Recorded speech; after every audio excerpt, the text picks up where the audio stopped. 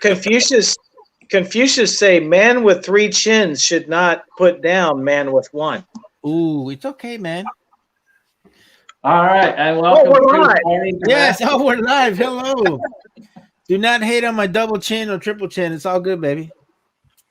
Good to be here. Good to see everyone out there already. And Alan cannot make it tonight, so we will take it over to the battle beam to take it off right, if you would, sir.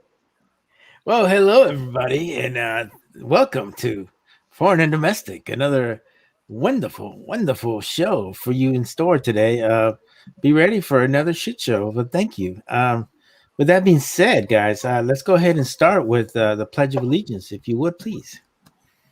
I pledge allegiance to the flag, United States of America, and to the republic for which it stands, one nation, under God, indivisible, with liberty and justice for all. America. All right. Thank you very much. Appreciate that, guys. So with that being said, let's start real quick on the side chat. I see a lot of people are coming in. Thank you guys all for showing up and putting up with us for 2 hours. So let's go ahead and start with Wrench and the Bolts. Thank you guys all for showing 67 up. Rebel.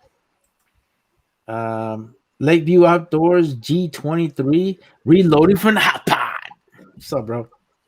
G23 Island Gal 57. Hello. Edward Petty. Let me see. Ozzy Osbourne. Andy 79Z28. Of course, we have Mr. RTT Guns and Gear in the panel. We got MKJO, M Gabriel. And let me see who else we got in here. Jerry Bear Tactical and AOK Foraging and Adventures. Hello, welcome. And that's pretty much all we got right now. If you got, oh, here he is. Josh Benware has just showed up. So if we have anybody else, please, announce yourself. Bald in the Builder is here. So that's pretty much all we got there, Scotsman. It's all you. All right. And Josh is asking where Jan is. He said he had to do life stuff. I have no idea. So probably work or dealing with the old lady. Who knows? But with that being said, we do have a full panel. So we'll start going through the room and see what everyone's been doing this week. Jamie, what you been up to, brother? I've spent some money on a new handgun, and I've been smelting lead. So y'all know how when you smelt lead, that smell gets in your clothes. So I had to jump in the shower before we started this because it gets sickening after a while. But I've been smelting lead. Smelted about probably 50 pounds, maybe 60 pounds of pure lead, and stick on wheel weights. Nice. Good deal. So you'll plan on 357 then? Yes, I got a 686 4-inch from Big E. Y'all know Big E. Good deal. Daniel, what you been up to? I know you've been shooting hollow points. Yeah, I've been making some new bullets, powder coating them up. And as soon as I got the first batch done, did like my first 9 bullets. I went down and checked it out just to see if it would function. After the function, I was like, oh, my jaw dropped. I mean, a beautiful tight group. I mean, just like fist size at 15 yards. And then I just like, okay, now let's see what the stuff is going to look like. Shooting through some meat and bones and water jugs. And yeah, that was pretty good. And besides that, nothing. Oh, my neighbor's texting me wanting to know if I'm home. Oh, to be retired. Val, how's the house going? It's going. I've been freaking working every goddamn day, even today. So it's going. It's getting there. There's a light at the end of the tunnel. It's crunch time. Hopefully, First week of April, the people will be in the house.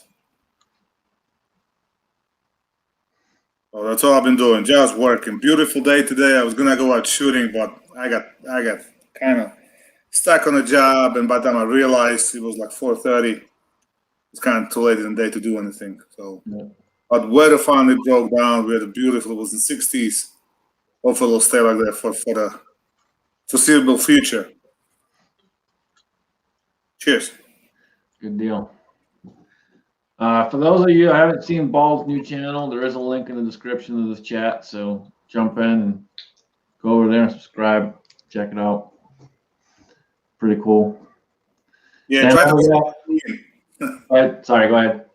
I said I try to keep the channel clean. No F-bombs, no cursing, family friendly, no politics. It's strictly building channel. I've only heard 1 or 2 F-bombs so far. It's not been too bad. And then, Matt, how are you doing, man? I'm okay. I'm a little tired today. I just got, I don't know, about 2 hours ago, I got back from the desert. Been out since Friday afternoon. It's a long weekend for me. Didn't get much sleep. Did about, I guess, 8 miles in body armor over the weekend. Sat pulling security on a wash for about 3 hours last night. So just the whole thing has been an exhausting weekend. And we got some good game cameras out, found a lot of new trails that we hadn't seen before. And hopefully we kind of pick something up. Hopefully we pick something up in a few weeks. So that's pretty much what my weekend has consisted of. Also, finalized something over the last week where I'll let you guys know when it comes out. But I happen to have a journalist coming out with me next month, the second week of next month. And they'll be out with me for a few days. So I'll be on TV again, I guess. Okay, I got 2 questions. Number 1, what are y'all hunting out there? Mexicans. Hey, see, man, I need to put like something on me that says I'm legal. Don't shoot me. You know what I'm saying? Because you're not a Mexican. It doesn't matter. People are too ignorant to fucking know the difference anyway. Shit, you guys are all geographically fucking challenged, God. So I need to start coming up with a sign. I'm legal. Hello. The man asked. The greatest look I ever get is we'll be on our way somewhere and we'll all stop. Like maybe we'll leave a couple guys at camp and then take 2 trucks out to an area that's maybe several miles away.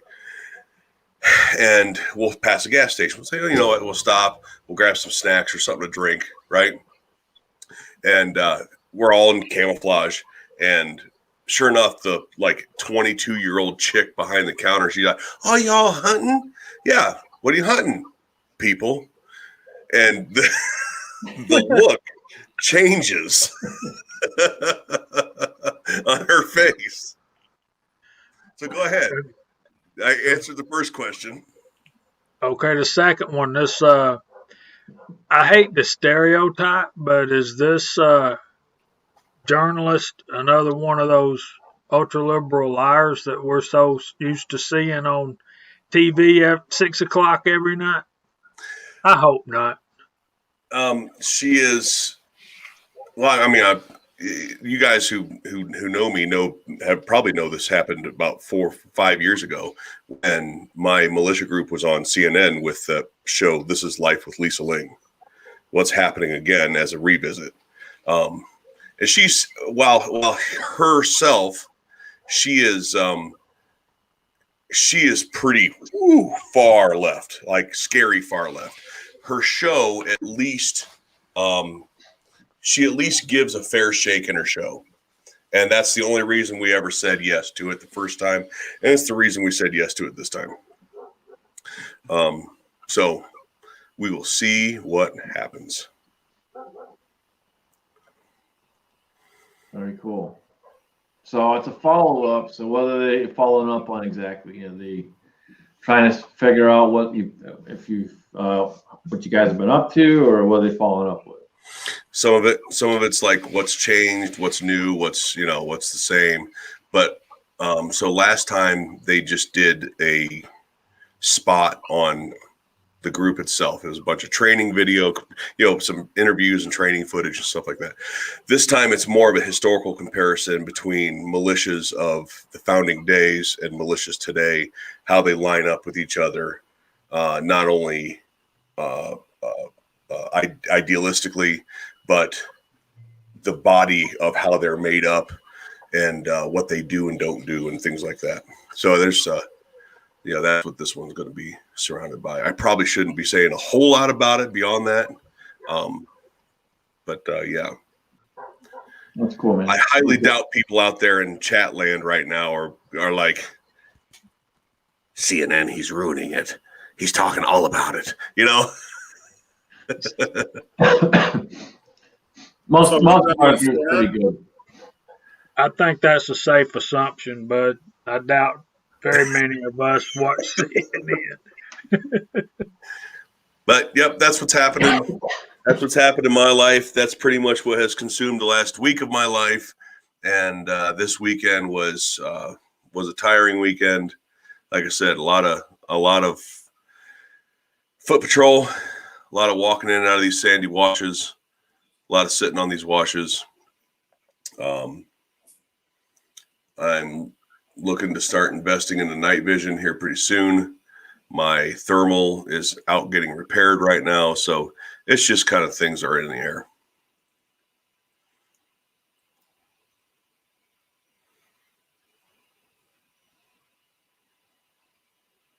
Oh, and I did release a video today, about an hour ago. Thanks for reminding me, Big Al.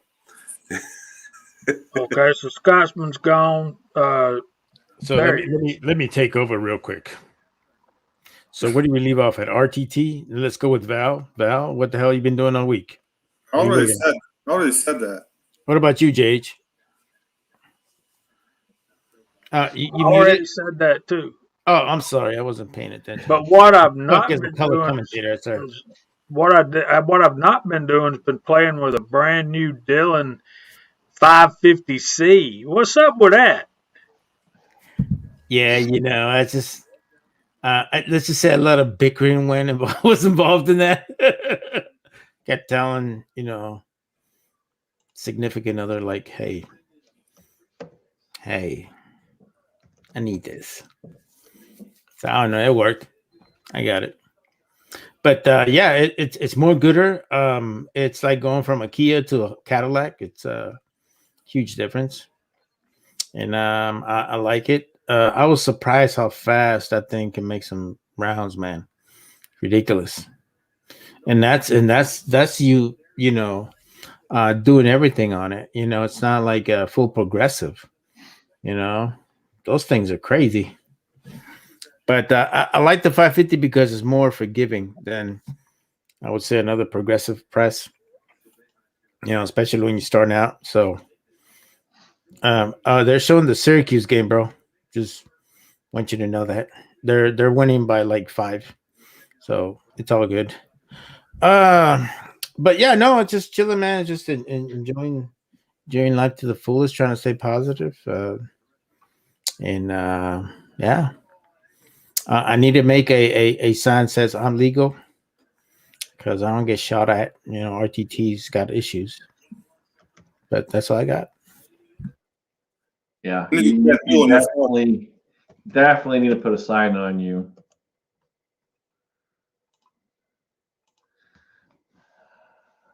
Especially if you're walking by Home Depot.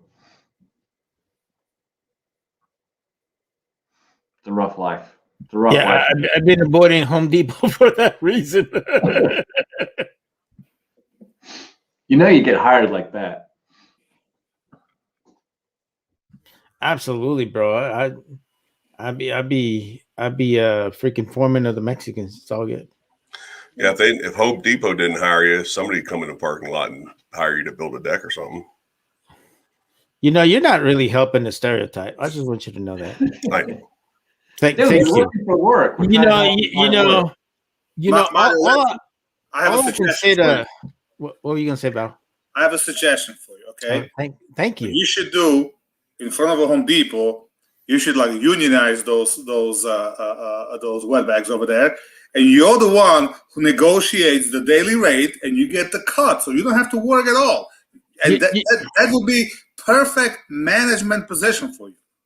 You know, with friends like you guys, who the hell needs enemies? I swear. You know, you guys are the best and the worst of everything. I keep trying to give you a job with our group here in Arizona. Oh, really? Translator? I figure we need an undercover guy. Oh, you need an undercover guy. That's freaking hilarious, bro. Hey, but you know what? I do want to ask you a question. I don't know if we really can. I think I'll probably talk about this when we're not live because it's very interesting stuff. But I do want to warn you about this lady, Lisa Yang or whatever her name is. Every time I've seen her, because I've seen a lot of her documentaries. I mean, a lot of them are pretty much BS. We all know that. It's very biased towards the left. It's got a lot of stuff where they leave a lot of stuff out. You know, you could tell too just by the way they edit a lot of their stuff. But I would tell you to be very careful as to how you present yourself. You know, because I noticed that you know when James Jagger did his AR-15 thing, he really made us all look bad. He really did, you know, and he didn't really help the cause at all. He made it worse. Well, we've done this with her once before, and we also have a set of rules that are in place, and that is the questions are approved, and anything I don't want to answer doesn't get answered. And it doesn't get exploited as me not answering it. And he refused to comment on that, you know, type of thing to try to give some sort of guilt or something like that, or, you know, association with like the question. It was pretty much, I don't trust you. You probably don't like me. And if you want to do this, it's going to be on my terms. And they're coming back for seconds. The first one went pretty well. As a matter of fact, I think the first one went really well. You could tell there was some selective editing, but we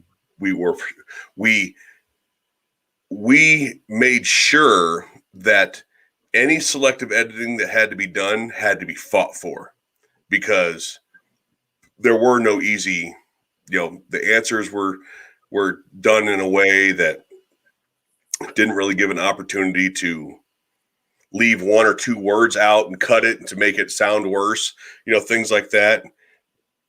It just, I believe that it will turn out just as well as it did the first time. Well, we are rooting for you. Yeah, I just think that a lot of people have a tendency of having this misconception of militias are bad, militias are evil, militias are for, you know, these are the extremists and this and that. But, you know, when you live in a border state like Arizona and you constantly see, unfortunately, my people going through the freaking border and going through people's areas and, you know, being mules and using kids as tools for their own cause and their own benefit. It affects me as well. You know, it affects anybody who's brown, you know. Let's stop and think about it. Right now, Asians are kind of like tag you're it, you know, but you know, who's to know that's pretty soon going to happen back to brown people, because that's how it was for the longest, man. You know what I'm saying? And you know, I think as much as we want to say, oh, you know, this shouldn't happen and people should be all treated equally, let's just stop and think about racism. Doesn't go away, man. It's always there. It's the foundation of our country, you know, whether people agree with me or not, but what we do has nothing to do with racism, Mario. No, it doesn't. It doesn't. Okay. But you see the way, that's where I thought you were going with that. I'm like, no, the way it's looked at is portrayed. It's portrayed that militias are out to get, freaking Mexicans and stuff like. And my biggest thing is you're protecting your property. I mean, if I lived in Arizona and I lived in a border town, I'm protecting my family and protecting my property. That's your right. That's your God-given right as an American. Nobody should take that away from you. So what I just saw a comment out in the chat room, and from Milsert Mike, he said, "Just be careful. Remember what they did to Pat McNamara. What they do to Pat Mac? Well, I don't know what happened." But while he's answering, I mean, there's all kinds of people that come across that border. It just, and people think it's about race. If all the fentanyl was coming across the Mexican border, I'd move to Utah, or Idaho, or one of these states up on the north border. It doesn't matter. You go from one extreme to another. You go from scorching hot to freaking cold. Right. Now let me ask you a question. Now, you guys have some kind of arresting powers? Are you like a peace officers or something, or you strictly just work with like a border patrol and cops? We work in a secondary capacity, as in, like, whenever we're in a high trafficking area, call border patrol, let them know where we're going to be, what vehicles we have, the size of our camp, things like that. Where we're going to be on foot patrol, where we're going to be on, mobile patrol, and cell phone numbers are exchanged, things like that. Get to call them, tell them, hey, we found this, or that. Now, as far as arresting powers, we all have the same arresting powers. It's called citizen's arrest. Now, I don't know if certain states, this is going to be generalization, not legal advice. But generally speaking, citizen's arrest is, you're able to do a citizen's arrest. By the way, we always have cameras with us, like whether it's our cell phone or GoPros, stuff like that, because any interaction needs to be recorded. But anybody is allowed to arrest anybody else during the commission of a felony. Now, crossing the border illegally is not a felony until the third time being caught doing it.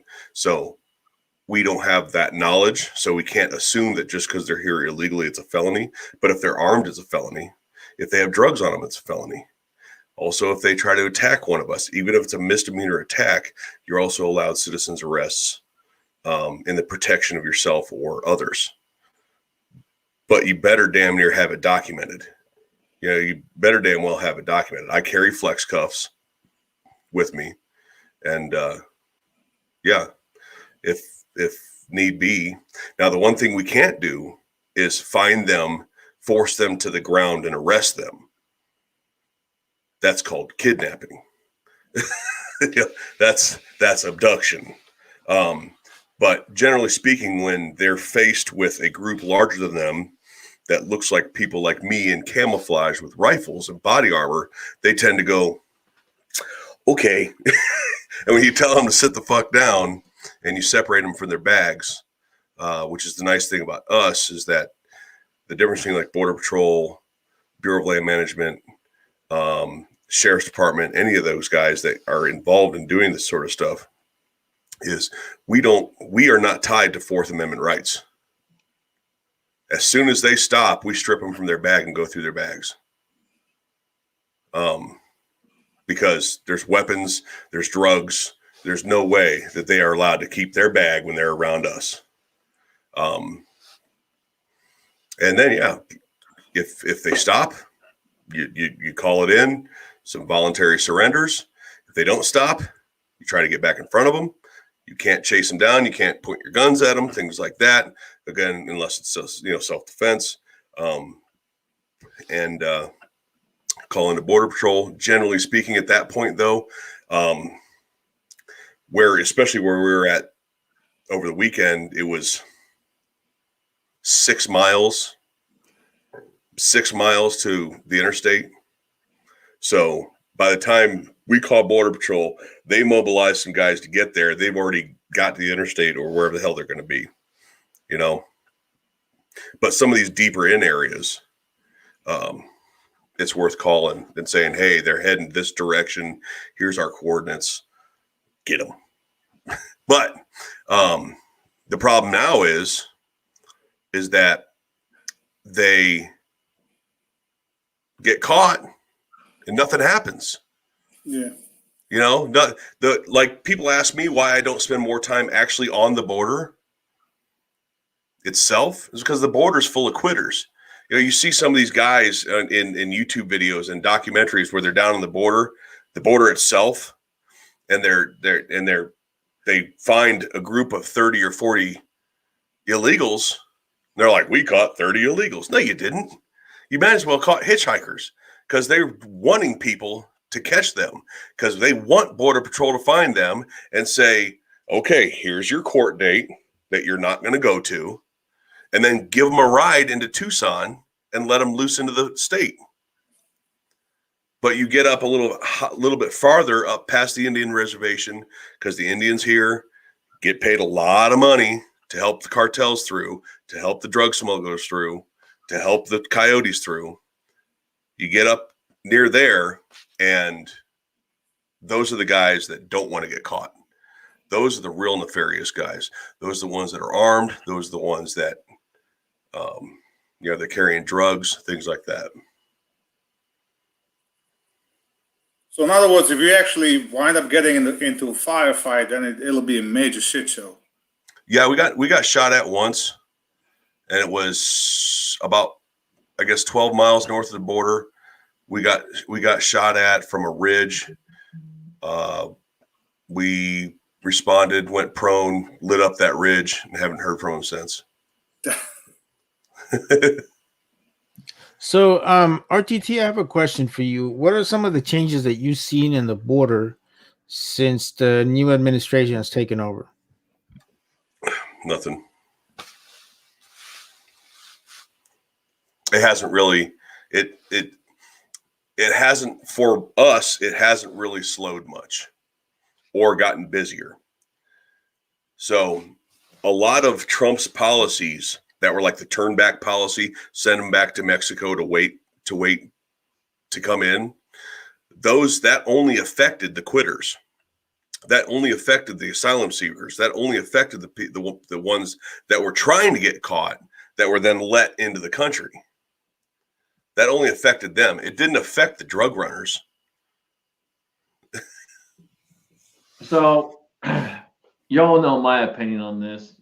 I don't have to really explain it, but I don't know if you guys saw it or not, but Biden is going to spend $86 million on hotels for illegals.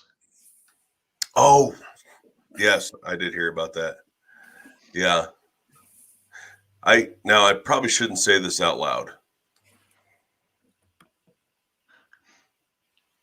You can say whatever you want. This is a free platform. Well, I'm not saying who it was, I guess. But I've had a number of Border Patrol agents say, you find them deep enough, shoot them and leave them for the coyotes.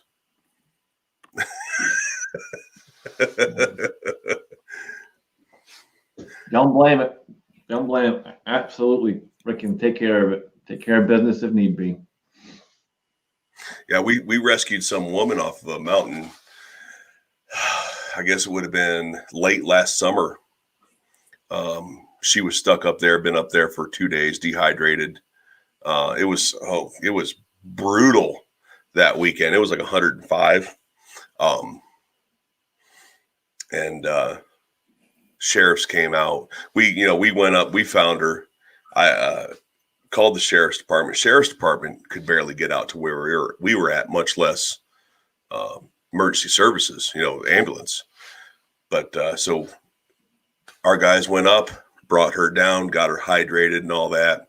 And but it was one of those things that the cop, this is what I talk about, the Fourth Amendment stuff.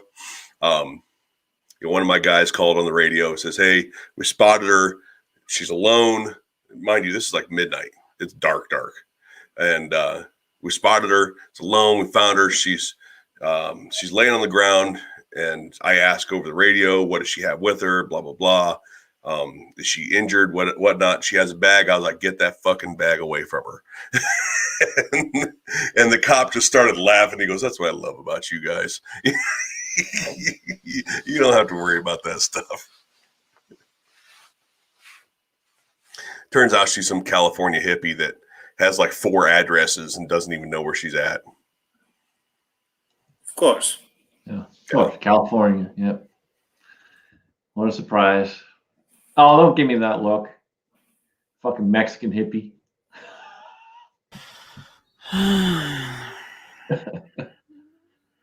He's Mexican and Californian. It doesn't get any worse than that. Right? At least I got 10 rounds on my magazine. You don't have 10 rounds in your magazine. We're gonna go put 7 rounds on my thing, okay? I gotta be compliant. You can't even find 10 rounds. Yeah, At least I don't have to buy the pistols that are on the roster. gunpowder. I shot a revolver over the weekend. A Glock revolver? Right? Right. Is that your first time? No, I've had this gun for a long time. But I shot a revolver over the weekend, a Glock, a Mosin Nagant, which has been years since I shot one of those. 308, 22, 223, 12 gauge. Like I was through the gamut of stuff this weekend. It felt good to do a little bit of shooting. Well, I shot a 16 and an 18 gauge finished nail gun. That's about it. I was testing body armor. Yeah, I figured that.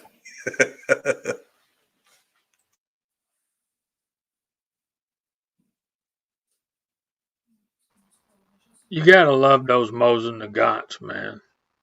That's a powerful round. Yeah, especially, and I was shooting the silver tip stuff at it, the stuff with that little steel core in it. Steel core on my rear end, man. That's all steel. That's just a copper wash. It's yeah. That's electroplated stuff. That's all that is. And I have a sniper Mosin Nagant, all matching numbers. Only number that doesn't match is a scope mount, I think. If it would have been the scope mount would have had the same matching number, it would be like triple the price. yeah, those are. I love that movie. What's the name of that? Enemy at the Gate. That's a great movie. Battle Bean, I'm gonna leave you in charge. I'll be back shortly. I gotta run an errand real quick. Just came up. So, guys, I apologize, but I'll be right back. Oh my God! Let me take over here because some people don't have their priorities straight here. I'm just saying. Oh no! But anyways, guys, so RTT, I think sometimes I'm glad you're here because I really feel that a lot of people are not. Unless you live in a border state like you and I do, you're really not going to know what the hell's going on in the border, man. And I really feel that most Americans, they don't care. But in reality, when you start seeing an influx of people coming into your town, then you're going to start caring. What's your take on all this, bud? Well, you're just about as likely to have your car stolen here as you are to get into, as you are to drive it, really. The problems that come across the border, they go from the obvious, with an uptick in crime, with things like that. Dude, I remember a few years ago, maybe 4 years ago, having a conversation with a rancher in tears, a grown-ass man, about 70 years old, in tears, because he's given up on life. His house has been broken into so many times, because he's right off the border, his ranch is. His house has been broken into. They keep killing his dogs because the dogs make noise, stealing his vehicles. He's basically afraid to live where he lives. That's a story that is told over and over and over again across from Texas to California on the border.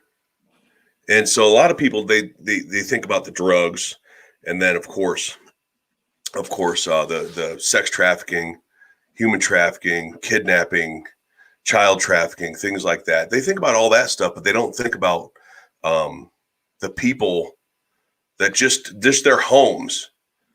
If they're in a corridor that is easy for them to travel in, your home might as well be theirs because they don't care. They'll break into it. They'll steal everything you have. I mean, people get attacked routinely. You know, the last set of bags we found a couple weeks ago had freaking knives in it this long.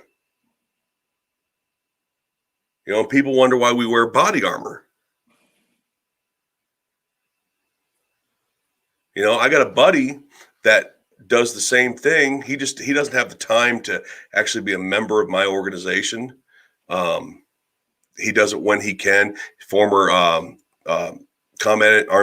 combat engineer. He has a very well trained dog that I think it might have been even his service dog, but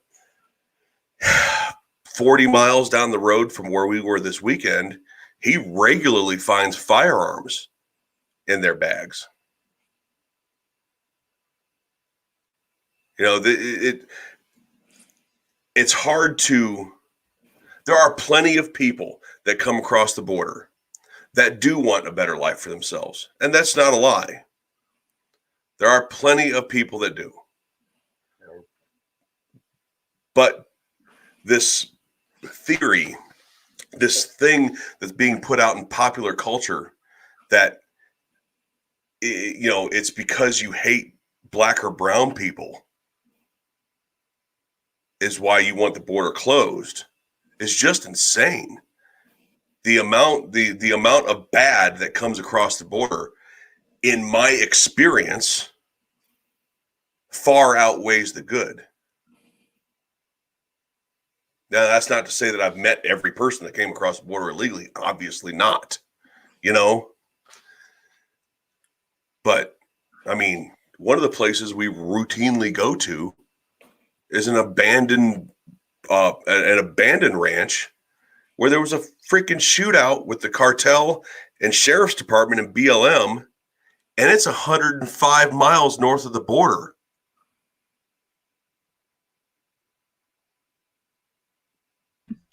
Now, are most of these guns that you guys are seizing, are they like, I mean, are we talking like legit nice guns, you know, like guns that you and I would probably have, or are we talking like, you know, 38s? 38s, revolvers mostly. Now, sometimes the coyotes will have an AK, but see, if they get caught in Mexico with a gun, Mexico has certain gun laws. You can't own anything above a 38. Right. Well, at least then, if they stick to that 38 or below, their punishment, if there is any punishment, is much lower. And so oftentimes you find 38s. In fact, that 38 Super that I have, that 1911 that got us kicked off air last week, the bosses, a lot of these top cartel guys will have 38 Supers. Yeah. But you know, you occasionally find them with AKs. Now the scouts, the ones that basically live on the hilltops here and on the mountaintops and glass the corridors that they come through, they have all have encrypted radios and stuff. Now those guys have rifles. They have, you know, strong scopes, you know, things like that. But they acquired them here in the States. Somebody asked what body armor. I wear a level 4 lightweight body armor. Some guys have some AR-500 or the 3+ stuff, but yeah. You know, there was something you said earlier that struck me as odd, and that is that you're saying that a lot of the tribes are actually helping the cartels move product through United States. Mm-hmm. And you know, I'm thinking, you know, from my ongoings with people that I know for a fact that are part of La M, which is the Mexican mafia, and people within the cartel organizations, they have no loyalty towards you. They don't give a damn about you. and it strikes me as odd to see that our own Native American tribes are doing this. Now, I can understand a lot of the things that go on, especially in the Arizona reservations. I mean, there's not much going there for them. You know, most of these people are living in some of these decapitated trailers and all kinds of other stuff.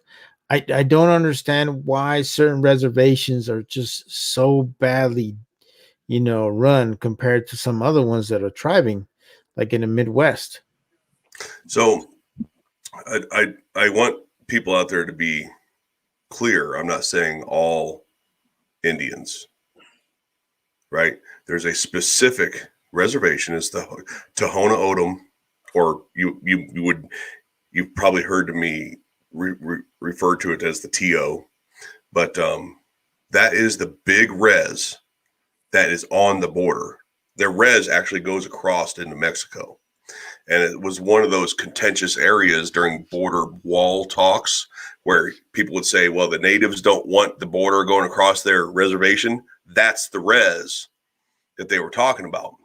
But they don't want it there because they're getting paid a lot of money to leave it open, to help people come through. Yeah, but it and that's kind of sad, but it just it makes me wonder what if anything they're doing to help their reservation, because from what I've seen and every time I go to those type of reservations, they're all in shambles, man. There's nothing there. I hate to say it this way. It's going to sound bad, and it's not an opinion I have of all Indians, but my experience with Indians in Southern Arizona, right? As someone who the last job I had was to hire people where I was at. It was interview them, give them intake tests, and to hire them or not hire them. Not one of the Native Americans that applied ever showed up when they said they were going to. Not one. It leads me to believe that it's the people that choose to live like shit instead of bringing themselves up out of it. I'm gonna kind of expand on that. I mean, back in Europe, we don't have Indians, obviously. We have gypsies, and they all over the Europe. Especially, there's a large concentration in Czech Republic and Slovakia, and it literally in the last 25 years, it probably quadrupled. And the reason is because basically the way it works, in most European states, is if you have a kid, you don't get a tax refund at the end. You actually get a check every month. You get, let's say, I don't know, 50 euros per kid. So these guys figure out, I'll have 10 kids, that's 500, plus they got some extras or whatever. And they spend the money on drugs, alcohol, whatever, and they do not care that they live in a rundown apartment. Meantime, state actually built whole subdivisions just for them, and they would just ruin them. They just didn't care. So it's the people. Not that all of them are like that. I mean, growing up, I had a gypsy friend, and that guy would step in front of a bus for me, and he moved to Holland. He lives and works over there, but he wasn't like them. The majority of these guys, they just don't care. They don't care, as long as they can get drunk and have some drugs or whatever. They don't care. The kids are eating out of garbage, because literally that's what's happening. I'd like to and I would probably compare that to at least my experience with Indians in the Southwest here. Not all of them. I don't want that to be construed as all of them, but just my experience with who I've had experience with.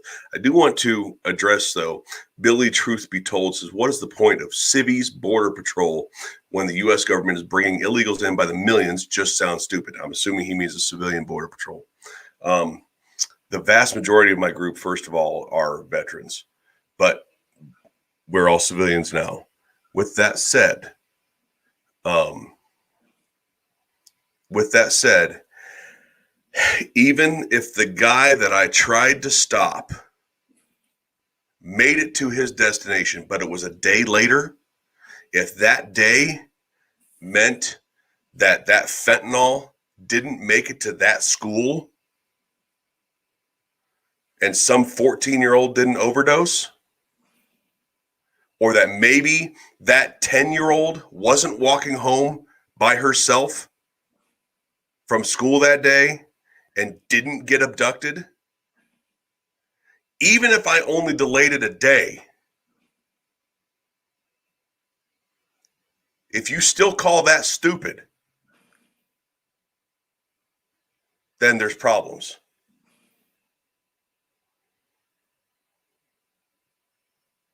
Now let me ask you like a practical question, financial side. I'm assuming, do you guys get? I'm assuming you don't get paid. It's all voluntary. Now, do you as an organization get? I don't know. They get some donations or something for the gear or whatever, at least, or how does it work? Or it's just everybody buys their own stuff and everybody just spends their own money? We spend our own money. There are other organizations and groups in the past and groups currently that routinely beg for donations or ask for donations. We've never once there's two things we've never done. We've never asked anybody to join, which I fucking pride myself on, that we've never got to the point we've had to ask somebody to join. And we've never asked for a donation, not once. And there's plenty of people out there that would be willing to donate. But I know that I on YouTube, I oftentimes say, hey, support Patreon. You know, if you want to support the channel, go here, go there, you know, right? Because I would like to eventually stop working for somebody else and do training and things of that nature full time.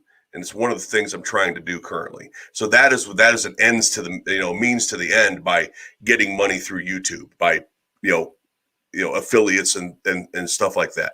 But when it comes to the militia group, I don't want anybody to think that we have any sort of corruption in that group by asking or taking any money from anybody. There is a PayPal donate link somewhere on the website. I couldn't even tell you where it's at. And I think maybe a half dozen times in 6 years, somebody's thrown like $10 in there or something like that. But I don't at all want people to, people to think that there's any corruption happening in this organization. Right now, to my knowledge, and I've done this research, we're the only group in the Southwest and in southern part of Arizona, I should say, that hasn't had somebody arrested on felony charges because of something stupid they did out in the field. And I'd like to keep our nose clean like that. And if it means not getting donations just by chance that somebody's going to take it the wrong way, we don't take it. We don't ask for it. Now, how do people treat you?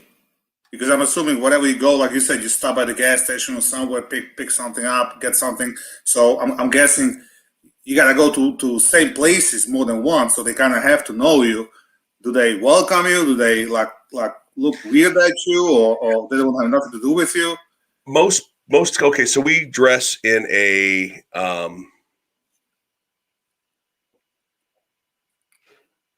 which we dress in all multicam, right? We wear a Arizona flag patch on this shoulder, a charging American flag patch on this shoulder, right? Our unit patch is over here, or basically our Southern Arizona Militia patch is on the lower left side.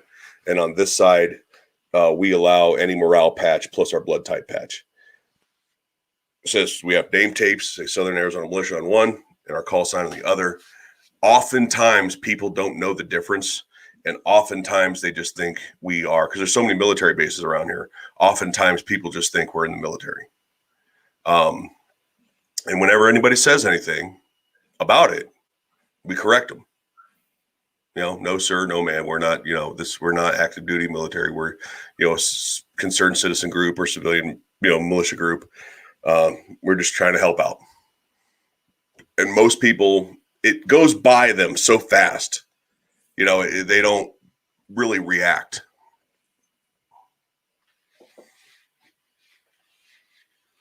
Oh, that's interesting. So And what do you do there? I guess my question to you, RTT, would be, what's the purpose of getting some sort of media exposure? I mean, are you guys welcoming this, or are you just trying to get your point across? Have you ever watched a militia documentary?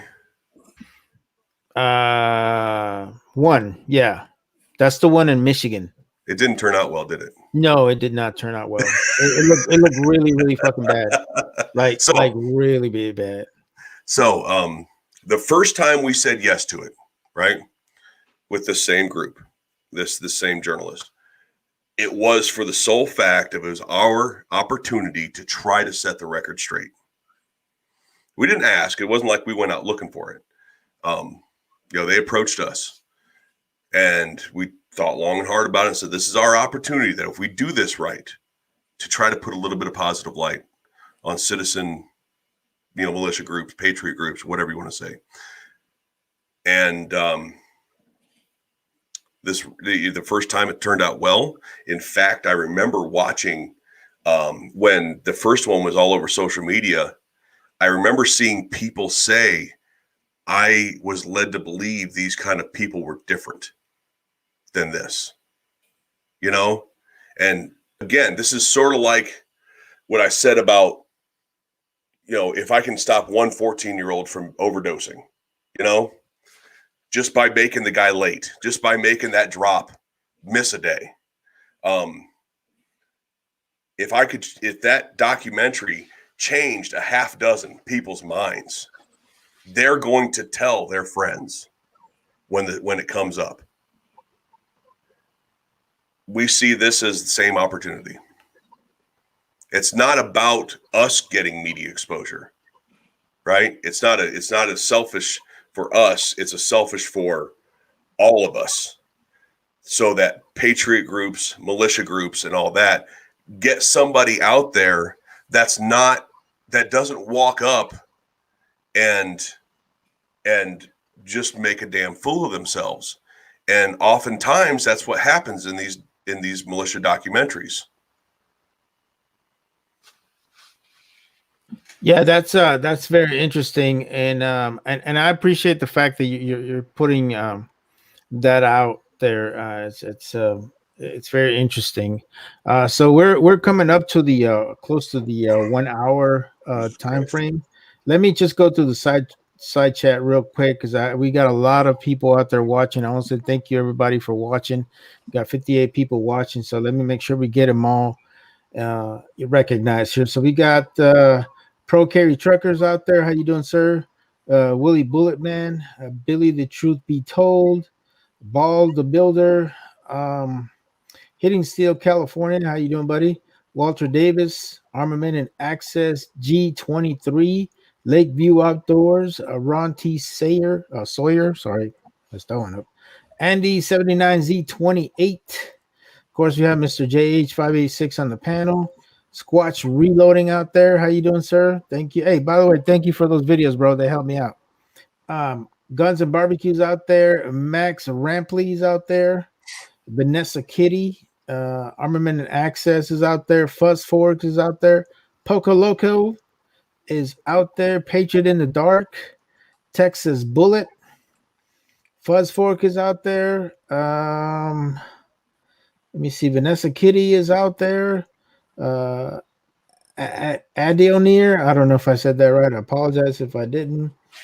American Reloaders out there. Stranger Oddity shows out there. Wow, we have quite a few people out there. John Hage is out there.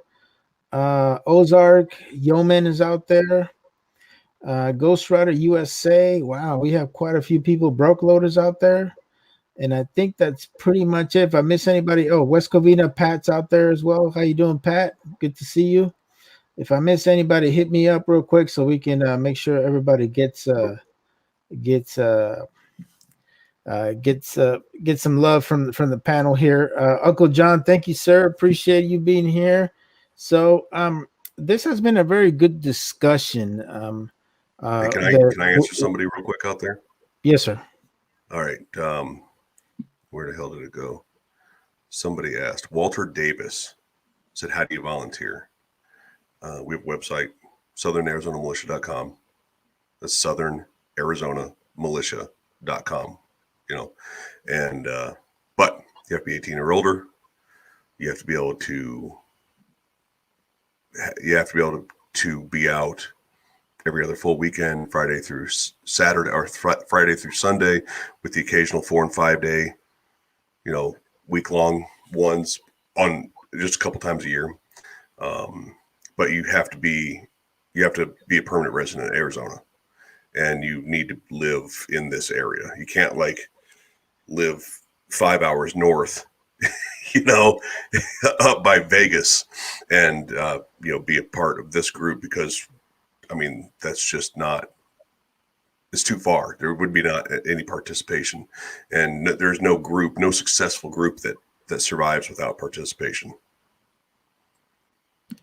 So I kind of wanted to add more to that question, because I noticed that you did talk that majority of your members are veterans. Now, I understand that. Is that something that's kind of prefer, or is there like something that you guys come up with a panel to see who you want to have in the organization? So when I first built the organization, I'm the founder of it.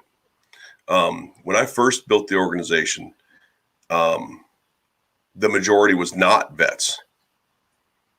There was only 3 or 4 of us out of 20 something. And over the years, we take and we narrow and weed people who aren't cutting it, people who aren't showing up, people who aren't pulling their weight, people who don't answer emails, all this other stuff. And we get down to the people that are serious. And it just so happens that the people that are serious tend to be vets, who'd have thunk it, right? When you take that, when you take that oath, people tend to take it seriously. Absolutely. Yeah. I'm not saying there's not any serious civilians out there, people that have never, enlisted. I'm not trying to say that at all. Just in this case, my best guy had never joined. My best guy, period. Take a bullet for the man. He never enlisted. Very serious dude, very dedicated to the whole thing. But no, it's not a requirement. It's not a requirement that you even have any training at all. We provide all the training for free. You have 6 months to have the required gear list done.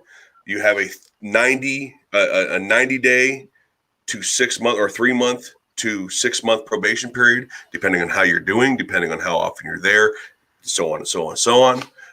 There is a process that you go through on the website that results in me calling you and saying, "Hey, why do you want to do this? What are you good at? What do you want to get out of it?" All this stuff like that.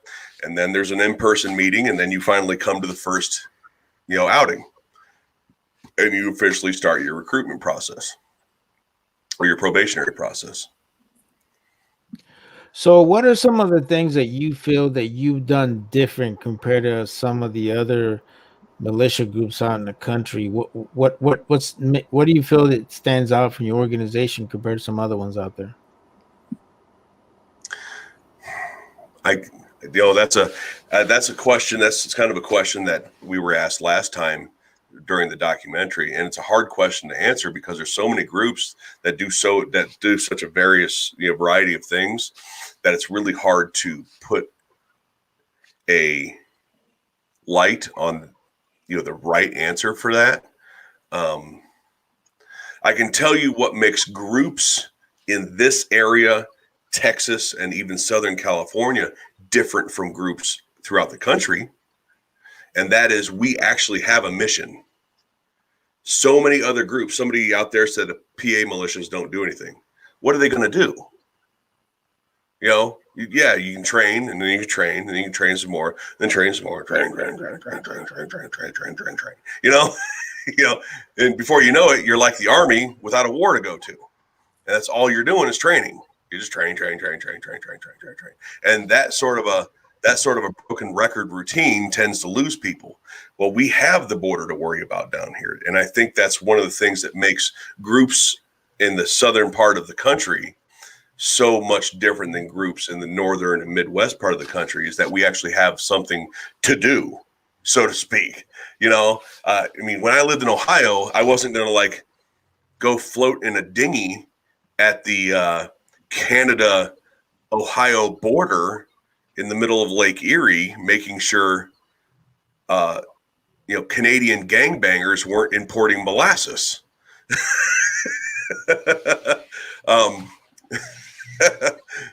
So we actually have something to do down here. Now, as an organization, we don't go by military rank and file. Mario, you were in the military. You saw combat. You know that leaders tend to rise to the top during the action. Oh, yeah. During the action, leaders tend to rise to the top. And our group is no different. Our group is no different in the fact that we have guys that were at Mogadishu. We've got other combat veterans. We've got older combat veterans. We got people like me who never saw combat, who my enlistment was very short. But there's just a natural, hey, this guy was an Army medic during Mogadishu. When we have medical training, guess who's fucking teaching it? That guy, Yeah, you got subject matter experts, and that's really good. Yeah, we absolutely do. And we don't go around calling each other lieutenant and colonel and sir and shit like that. We're not out there running around playing Army, because it in my opinion, it's disrespectful to those people who earned those stripes, who earned to be called that, to turn around and call some civilian that has never done anything outside of joining a militia, all of a sudden he's lieutenant. Yeah. Absolutely. I don't run the organization. I founded it. A lot of people look at me to make decisions, but at the end of the day, we vote on everything. And I mean, damn near freaking everything. I'm surprised we get anything done.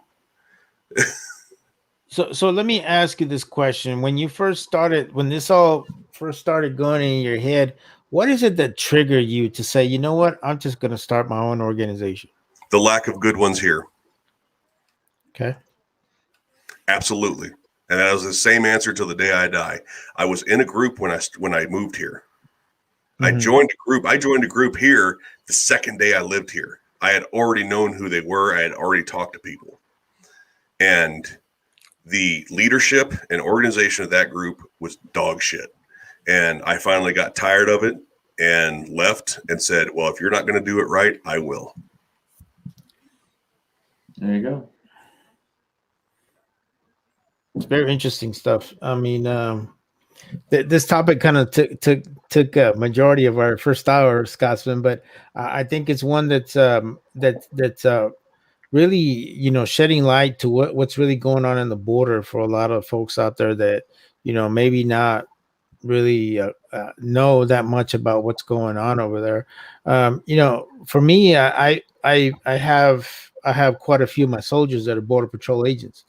So I hear all their stories. They tell me all their stuff that they go through on a regular basis, and many of them, it's affected them to the point where it's hard for them to go to work. A lot of them, I think half of them ended up having to leave the Border Patrol because it takes a toll on you with the human aspect of it. Because, I think for the most part, and I think this is what the cartel and a lot of these other people is that if you really think about it, Americans for the most part are really, very welcoming and giving people, but it's getting to a point that this is being abused to a point where, we have to stand up and we have to say something.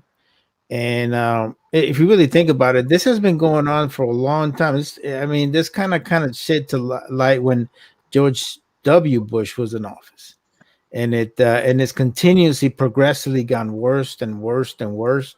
And it seems to me that whenever we have a Democrat in office, it gets progressively worse to the point that you see drones of people joining militias and creating their own groups because they're just tired of what the heck is going on in the border. See, I want to touch on what you just said there, because when a Republican is office, you know how many?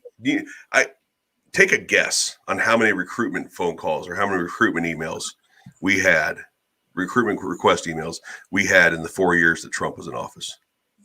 Probably 10. Well, you're close. Maybe 10, maybe 15. Okay. We had that many in the first week of Biden's presidency. That is a problem. Not because people are interested during Biden's presidency, because people are uninterested during a Republican presidency. That's a problem. That's what they get comfortable and they think everything's going to be all right because there's a Republican in office. It was the same thing with guns. All the gun stores, they call it a Trump slump because the guns were not selling as much as during Obama. Mm-hmm. Now, interesting enough, it was a Democrat that made my job doing this easier, because almost all of the Bureau of Land Management, the BLM land in southern Arizona, was made BLM land by Clinton.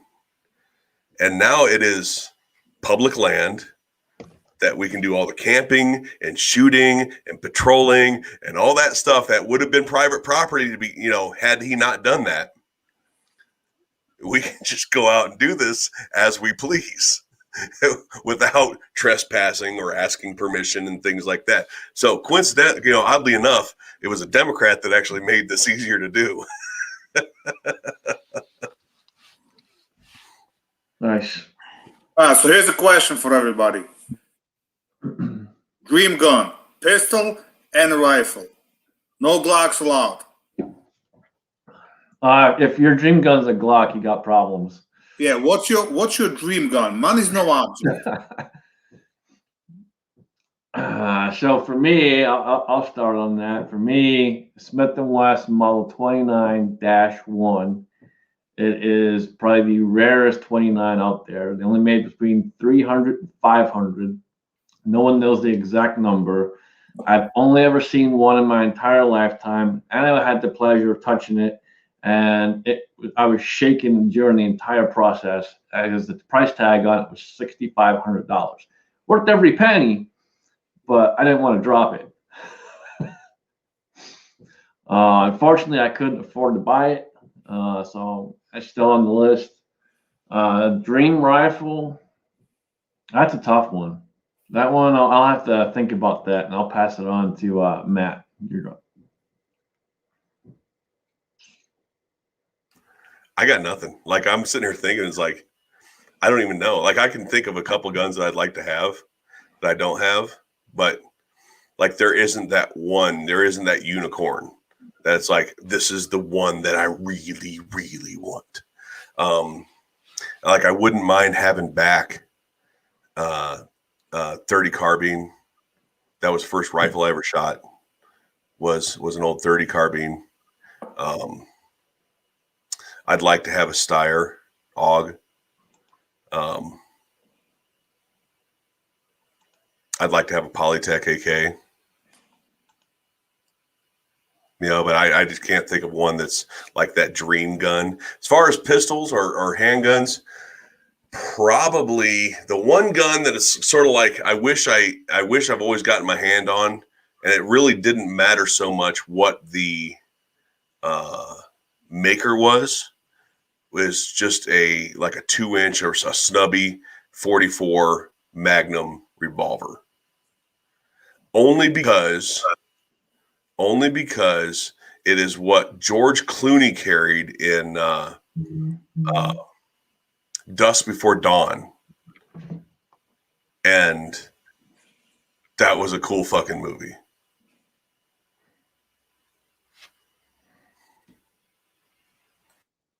That was a very vague answer. I don't have like I said, I don't have that dream gun. I'm not a collector. I've been meaning to do a video on this. I'm not a collector. I don't have many guns. That's why you always see the same, like 2 Glocks in videos. That's why you always see the same 1 or 2 rifles in videos. I have a few rifles, but I don't have many guns, and I'm not a collector. It's not one of those things where I'm like, I gotta have that one.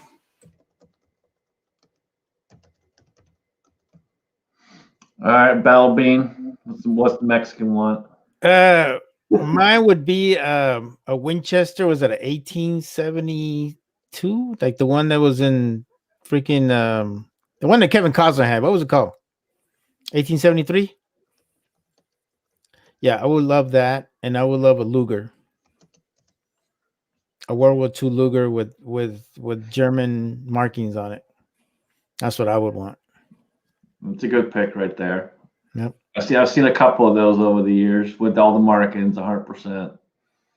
Seen a few of those. Jamie? Okay, money's no object, right? Money's no object. Just pure lust, right?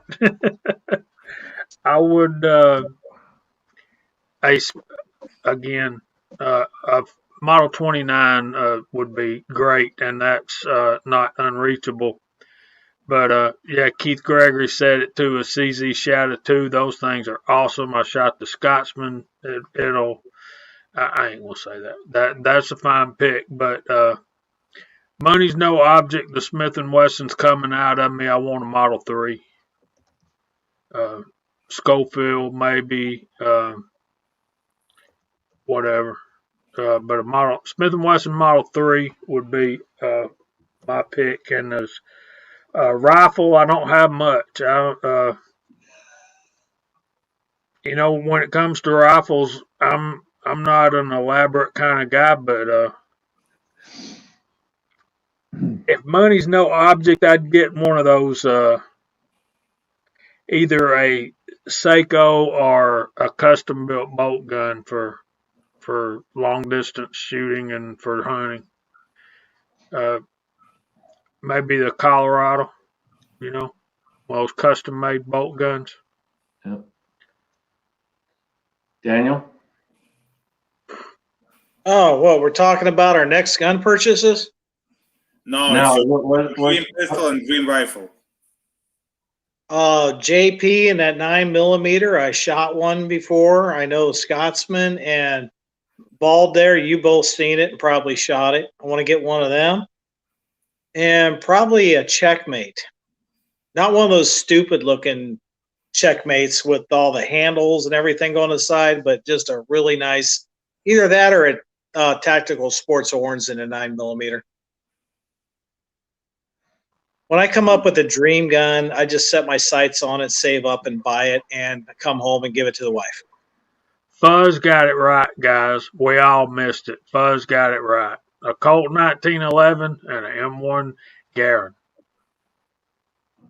Well, for me, it's hard because I had all that. I had a Colt, the M1911, the Marine Edition. I got a Wilson Combat. I just sold the Infinity gun, so I had all the high end guns. I mean, I'm just gonna throw it out there. I mean, the dream pistol for me would be Glock 18. Matt and I, we could break out our 1911s and get it shut down again. And an FN Scar Heavy full auto. Now a scarred full auto that I can get behind. Absolutely. Freaking Glock. Seriously, dude? Well, Glock 18. It's not a Glock. I know, but still, it's a Glock, bro. Yeah. It's still a Glock. You need to pick something out. You need to pick something out. Realistic. I'm kind of pissed off I didn't buy that alien gun. I have a refreshed respect for you, kind sir.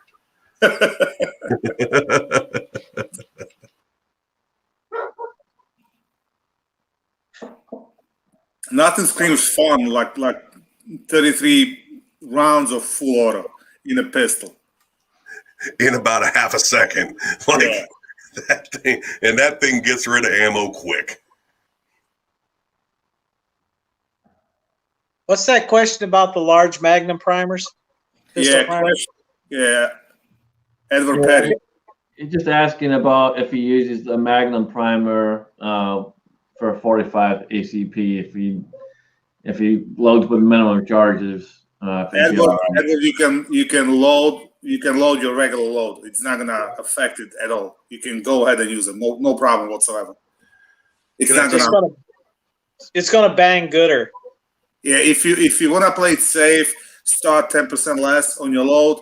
But in my experience, there was zero difference between the Magnum and the regular primers. Small pistol, or even a large pistol, or even a large rifle primers. There was zero issues.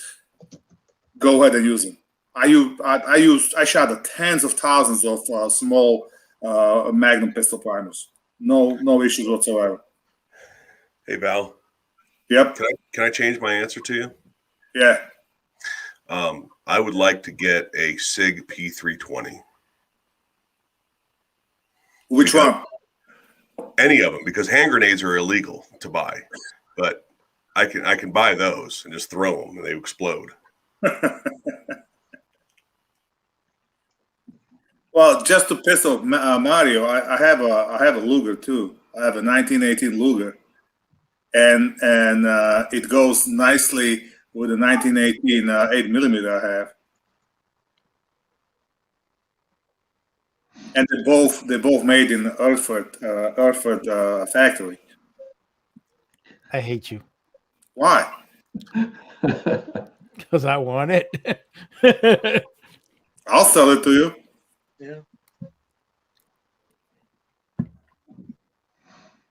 If you got enough money, you can buy anything. I'm still not sure on the rifle. I mean, I want an M1 Garand, but that's not really a dream rifle. So I'm not sure.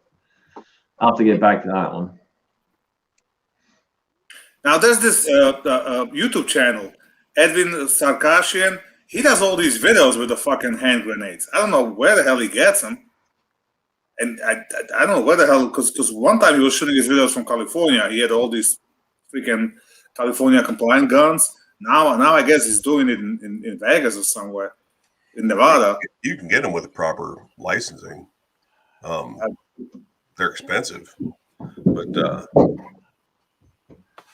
no, the guy's doing all kinds of crazy shit. He put one in a safe, locked the safe up, and pulled the string to make it live.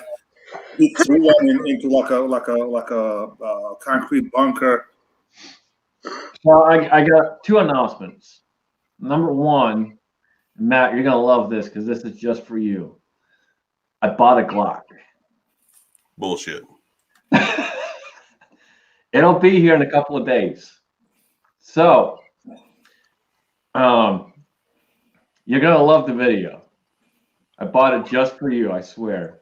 No, you're serious? Send it to me. For you and Christian Grash and a couple others out there, I have a very special video coming. So be prepared. Be ready. You're not one of those people that's gonna buy a Glock just to throw it in an oven and watch it melt into a puddle and say, "See, it sucks." Okay. No. It's gonna be better than that. I saw a video not long ago of some guy that blew a Glock up on top of 2 pounds of tannerite and then complained it wouldn't work.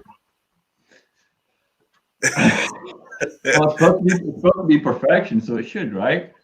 Yeah. Hey, doesn't Glock have a good warranty?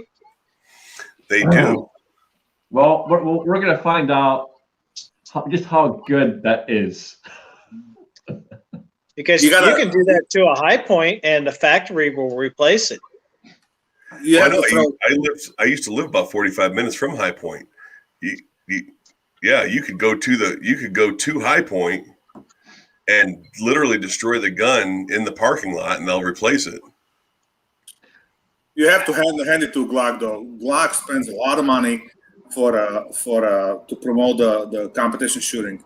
They have the whole GSSF and all that. So there's and also they have a blue label program and all that. So I mean, love it or hate it, the Glock does a lot for the Second Amendment.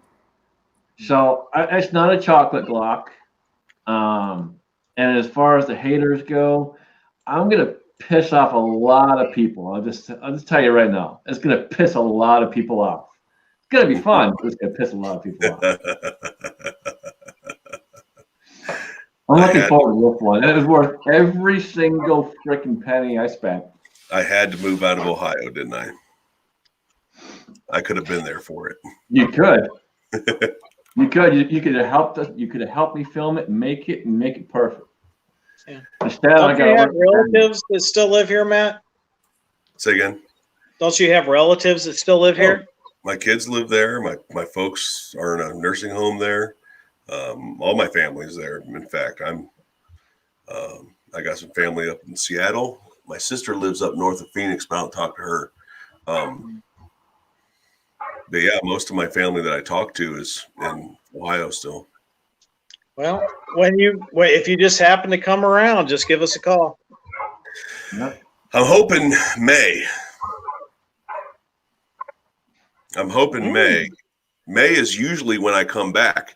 So I didn't get to come back in 2020 because that early spring is when nobody was traveling anywhere, you know? And then the year before, I came back in February for a funeral, and that cost me what I could to come back, later in the year. But before that, 3 or 4 consecutive years before that, I always come back at the end of May because the snow is melted, but it's not the 90% humidity hasn't kicked in yet. Yeah, well, I was talking to my sister-in-law, and I said I'm not going back home until they get away with the face diapers. There's no goddamn way I'm sitting on the plane for 8 hours with a freaking face diaper on and arguing with the stewardess. Because with my luck, I'll get arrested and put on no-fly list, and I'll be goddamn swimming back. New York Outcast, brother, trust me, you're gonna love the video. So just hang tight. And I have a second announcement. So I had an email a little while ago. So we won't do it this week. We'll do it next week. But next week, so it gives me time to think of something for the competition. But we had an anonymous donor of a $100 gift card to Midway USA to give away. So next week, we'll have some kind of giveaway for you guys. And again, it was an anonymous donor. So make sure you're here next week, and halfway through the show, somewhere in there, we'll have a giveaway going on.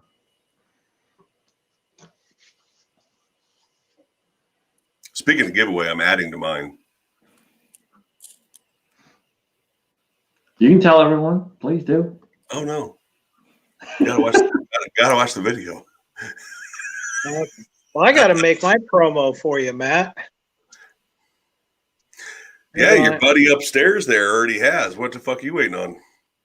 Well, he's partial to Glock, so he went out and bought one. Just wait, though. I swear, you're all gonna love it. You're gonna love the plan I have for this thing. It's just, trust me, it's gonna be perfection. I hate that slogan. I hate the fact that people that even understand what slogans are still fuck with that. I know you're joking around, but there are people online that are like that actually take it seriously, and they're dicks about it.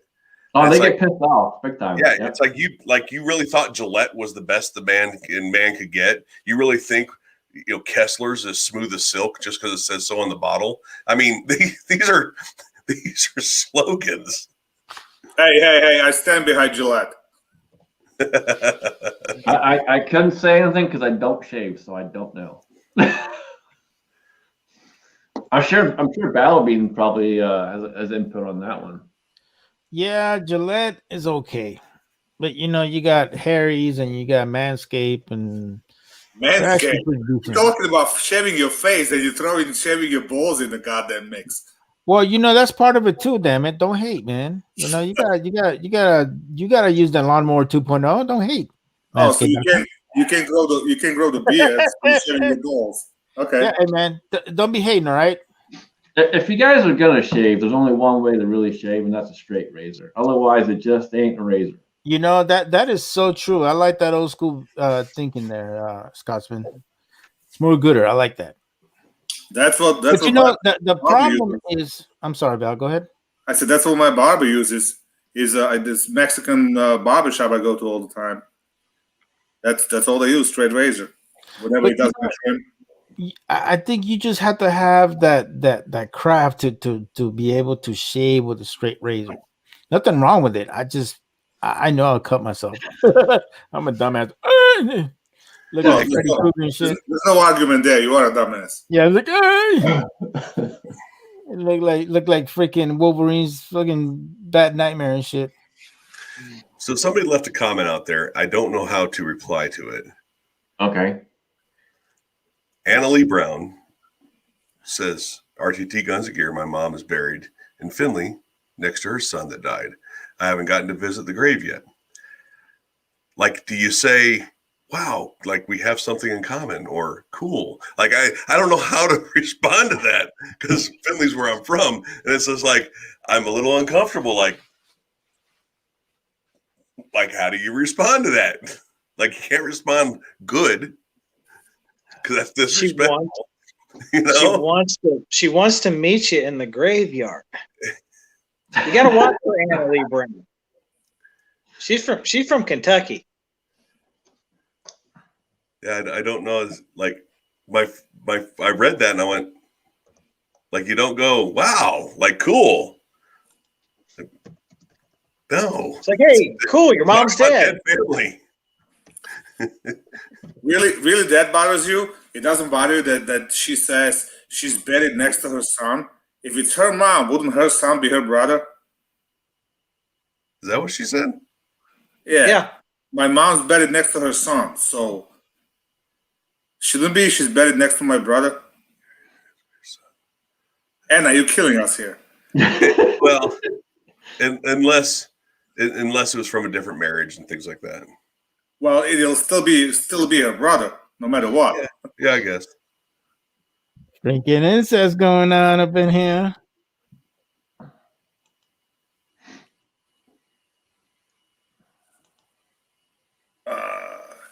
You guys are all like me, except Scotsman. Your knees are killing you as well.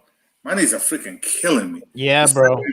Especially going when the temperature changes, going from cold to hot and from hot to cold. I'm like, holy mother. It's not me. It's not worth me bitching about my knees, dude. I've had bad knees since I was freaking 7 years old. It ain't even worth it.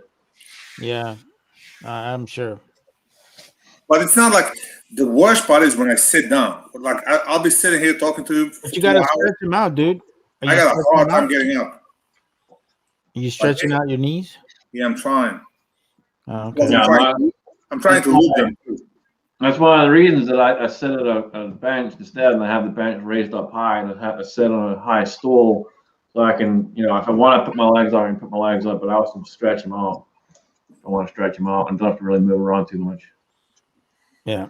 My knees feel like crushed glass today, but I mean, they always hurt, but that's just from the weekend that I had. Up and down the freaking hills and through the desert. Yeah. Ever since I was a young kid, I had nothing but problems with my knees. They all thought it was growing pains when I was growing up.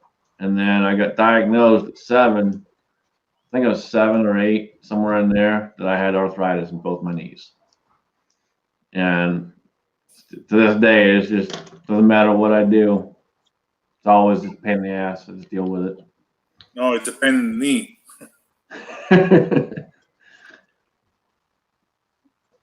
Yeah, literally. Wow, I can't believe that young you got arthritis. You say you're on your knees? Yeah, both my knees. Wow, that's. Yeah, they all thought it was growing pains originally, and then. It's because you're so tall, man. That's what happened. And then I'm going for more testing and stuff, and it came back as. I thought you were like freaking Andre the Giant and stuff, man. Well, the problem, I was growing so fast, they thought it was just growing pains, or that I was growing faster than I should be, or some along, they were coming up with all kinds of stuff trying to figure out what it was. Oh, okay.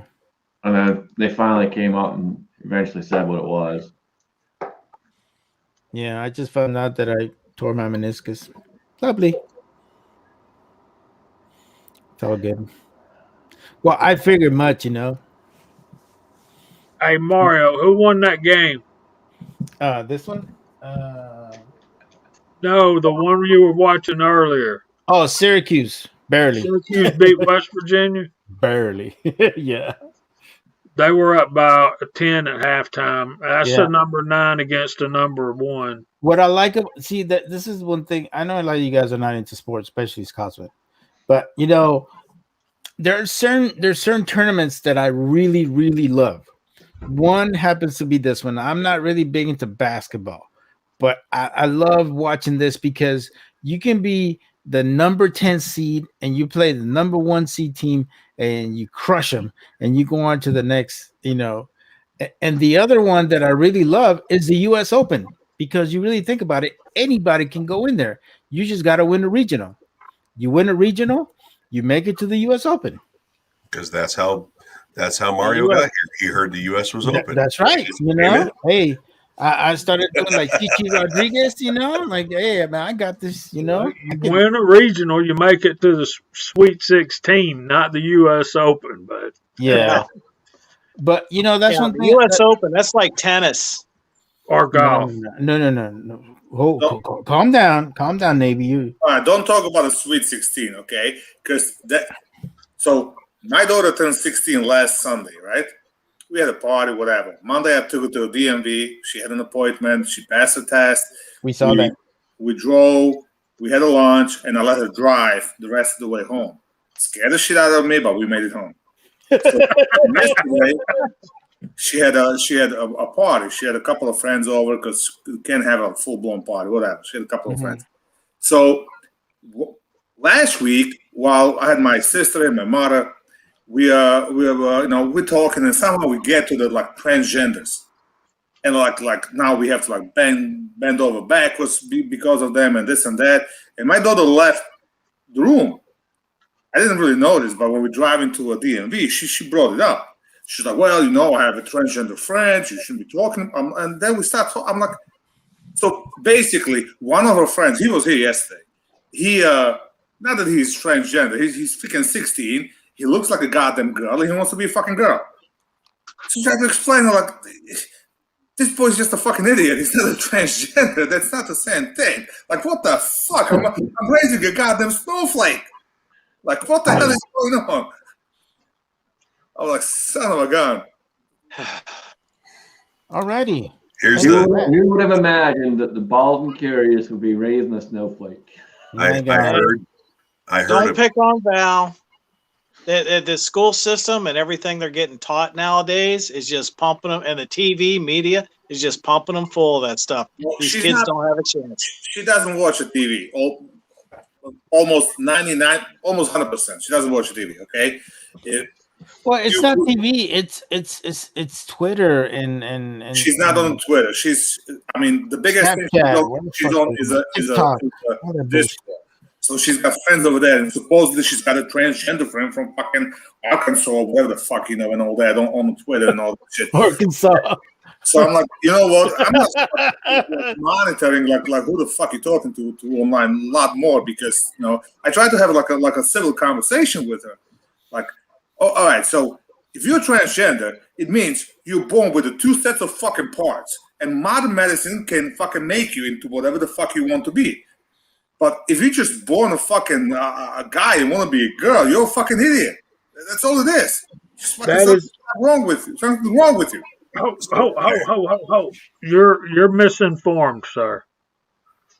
What you're describing there, born with both sexual parts, is called good time. Morphodite.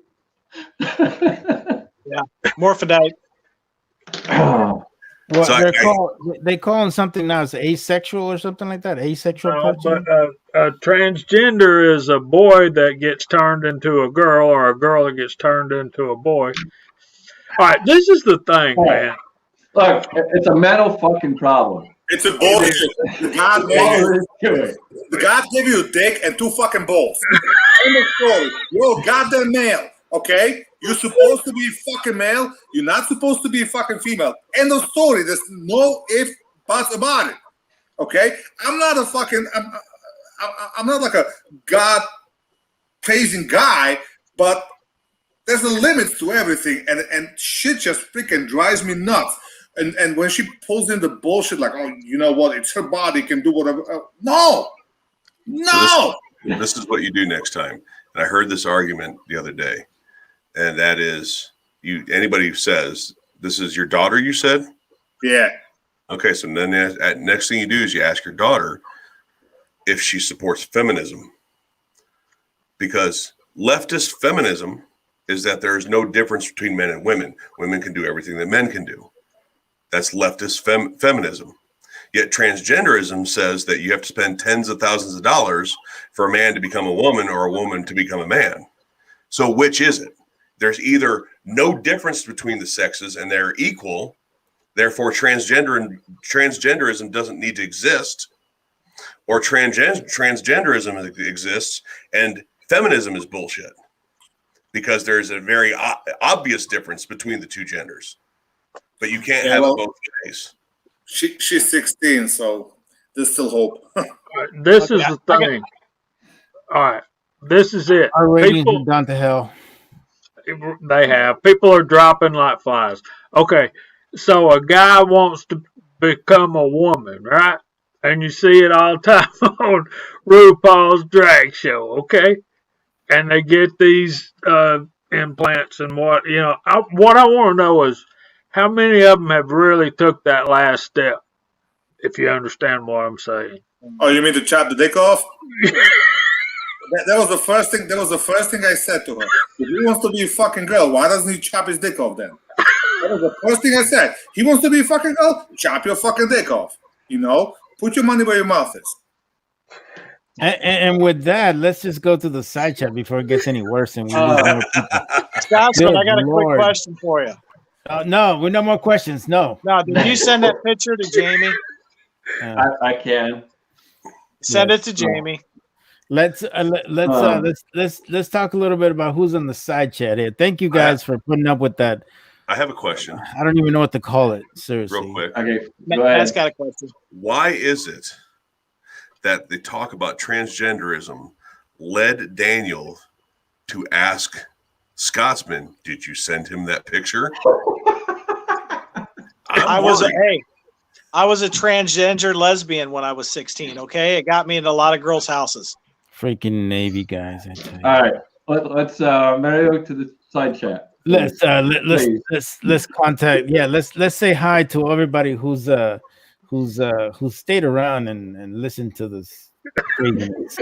So first of all, reloading from the hot pot, Milser, Mike, Willie Bullet Man, Max Rampley, reloading from the hot pot, Billy Truth Be Told, Zeus, Fresh Fowler, Walter Davis, Anna Lee Brown, welcome, Pistol Pete, Fresh Fowler, Billy, I know we talked about him. Let me see who. Lakeview Outdoors is out there. Ricky Britton, appreciate you being here. Reloading from the hot pot. I believe I said his name already. Let me see. Ironman and Access, thank you for joining us. Bald the Builder, thank you. I'm very sorry for you having to put up with this. Yes, Pro Carry Trucker, thank you. Safe travels out there. Keith Gregory, Navy guy, what's up, bro? And let's see. I think the Willie Bullet Man is all we got. So I think we got pretty much everybody who's stuck around. Thank you, Lord Jesus, for being around. Yeah, I don't know why anyone would stick around for that shit show. Yes. Yeah. Ghost Rider and Ozzy Osbourne have hit us up there. So thank you guys. I really appreciate everybody sticking around and listening to that. Val's intricate ways of looking at life. But we'll continue with that. Go ahead, Salzman. It's pretty simple. It's a fucking mental defect. That's all there is to it. It's a fucking mental defect. You got a fucking problem. Here's the thing. 15 years ago, I quit smoking. My daughter was one year old. She came on the front porch while I was having a cigarette with a cigarette in her hand because she wants to smoke with Daddy. I called the doctor the next day. I got a Chantix prescription. 6 weeks later, I was smoke-free. I haven't touched a cigarette since. So a couple of weeks ago, I told her, like you are the reason I quit smoking, and you are the goddamn reason I drink. God, I'm sorry, Edward Petty and Bearded CV. So sorry, guys. I missed you. Sorry.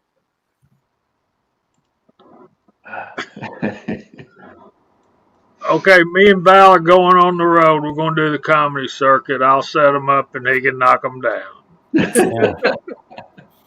Yeah, it's interesting. Very interesting. All right, guys. So, is there anything else that we need to talk about other than we just talked about? Because it's pretty disturbing stuff there. I can talk about some reloading stuff right quick. Yes, sir. Please do. We can talk about gays. Oh, wait, Alan's not here. Y'all know how we all like our little cheap Chinese Huawei scales, you know. And some of the problems that we've been having with, you know, these are getting some age on them now. I think mine's 5 or 6 years old at this point. And it's, you know, not working as well as it used to. But as long as you keep putting fresh batteries in it, it'll rejuvenate it, you know. And I found this one the other day on, it's called a Fusion. And the problem with the newer Huawei types is they, on grain scales, it goes 2 decimal points right of the 2 places right of the decimal point, which gets you into measuring hundredths of a grain. That's no good. Like Mario would say, no bueno.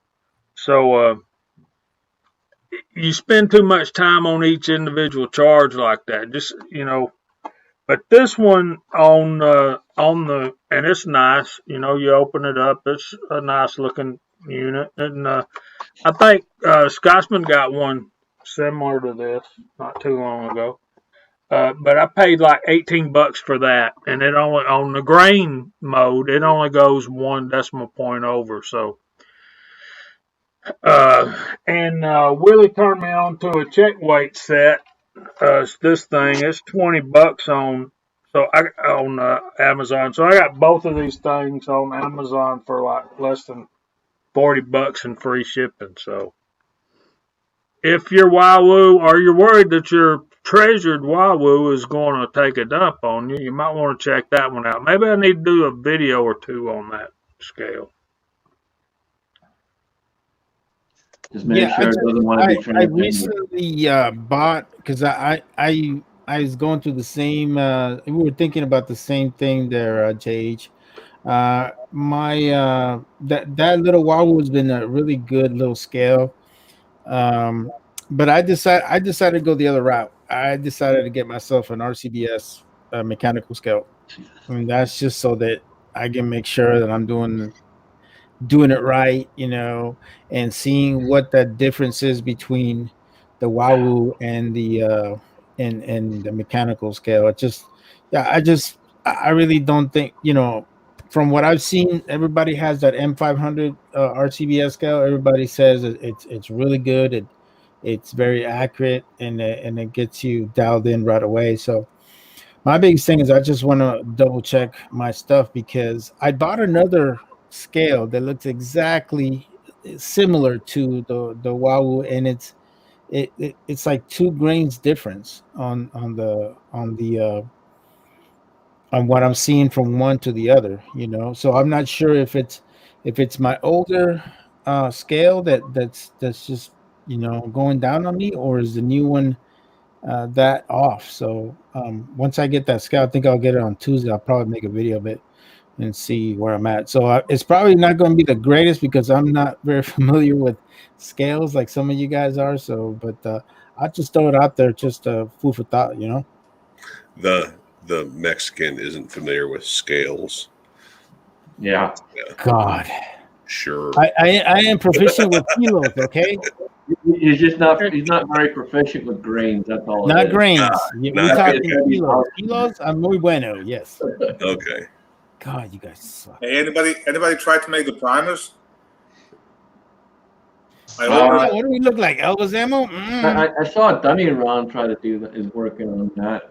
I ordered the sharpshooter reloading, whatever the hell, the load-all, the little package. They were like running like 3 weeks behind. So it's $20. It's basically a primer compound, but I just didn't have the time to do it. I had a couple of primers I took apart. I took the anvils out. I flattened them out and all that. I was gonna try to do it, but right now it's all on back burner. So, but I'm definitely gonna try to do it. It's doable. Definitely doable. It's just a tedious and long time-consuming project. But then again, if God knows what's going to happen. So everybody that just deprimed their brass, send all their primers to Bald, and he'll send you back. I got plenty of deep primers. Yeah, I don't know if I got the time for that. That's a very time-consuming process. I'm still all right for primers right now, so I'm not too concerned. I'm good on the primers. That's not the point. It was just can it be done? It's just hey, I'm bold and yeah. I mean, it can be done. It's just a very time-consuming process. Man, Don't get me wrong. It'd be good to have the knowledge to do it. Yeah, just for the hell of it. How's the ammo supply for you, Matt? Because you don't reload. I don't reload. Matter of fact, 10 years ago, maybe a little less than that, I got rid of all my reloading stuff. Actually, we should have it now. Have you seen how messy this table is? I couldn't. I don't wish there was another thing in this room. No, mine's in the it was one of those things where I grew up doing it with my grandpa. I just never found the enjoyment of doing it by myself. When I did it, I was spending time with my grandpa. I wasn't reloading. I was spending time with my grandpa, who was the first one to take me to go out shooting when I was like 8 years old. He's got a tattoo right here, a metal, a ribbon of metal on me. And then, it just wasn't something I was ever interested in doing, after he died. So I just got rid of it all. I'm other way around. For me, reloading is like, to be honest, I haven't reloaded in months because I just have so much crap stocked up and I couldn't shoot anyway. But, and I was busy as hell. But other than that, like I would be out there watching some of the YouTube videos and just cranking the handle. For me, it's just a relaxing thing. I go in the garage, I do my thing, load some ammo. It just relaxes me. Well, so Mario, you showed us your new reloading here to your new press today, and you made some bullets. So do we have a video in the future of you shooting? Yeah, I'm gonna make a video because all you retards stop talking shit because y'all compare me to Yankee Marshall. I'm like, oh hell no! Don't compare me to that homo. You ain't Yankee Marshall. You're Beaner Marshall. No. He's just a beaner. Yeah. Don't compare me to that freaking liberal. No, thank you. Oh. And I only say that with the most love and respect. No homo.